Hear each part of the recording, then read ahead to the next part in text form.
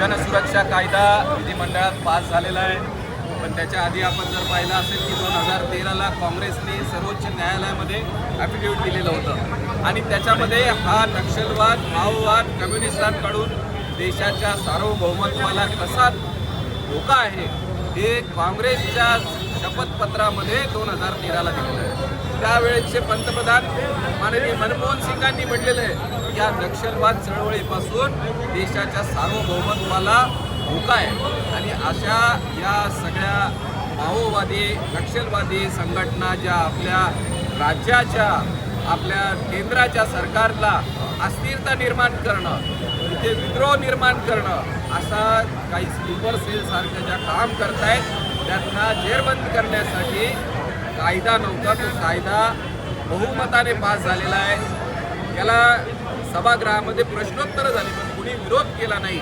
पण नंतर मात्र काँग्रेसच्या हायकमांडने आपल्या राज्यातल्या नेत्यांना सुनावल्यामुळे आता हे उशिरा सुचलेलं शहाणपण घेऊन हे सगळे विरोधक जनतेमध्ये येऊन या देश रक्षण करणाऱ्या कायद्याला विरोध करतायत. हे आपलं दुर्दैव आहे. आज आम्ही सगळे देशभक्त इथे जमून या कायद्याचं समर्थन करीत आहोत. शहरी नक्षलवाद जो म्हणतात,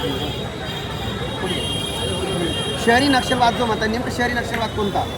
शहरी नक्षलवाद याचा अर्थ की जे जे काही नागरिकांमध्ये नागरिकांच्या प्रेमाच्या नावाने संघटना तयार करणं आणि आम्ही जनतेच्या साठीचे आंदोलनं करीत आहोत असा संभ्रम भास निर्माण करणं, पण याच्या आतून सत्ता उलटून टाकणं, लाल किल्ले पे लाल निशान असं क्रांतीकरण कोणतंही सरकार, मग ते काँग्रेसच्या नेत्यांची पण यांनी हत्या केली आहे, दुसरं सरकार असेल त्याही विद्रोह कायम देश अशांत ठेवणाऱ्या या सगळ्या संघटना असतात, यांना जेरबंद करण्यासाठी अतिशय चांगला हा कायदा आणलाय. आम्ही सगळे देशभक्त याचं समर्थन करतो.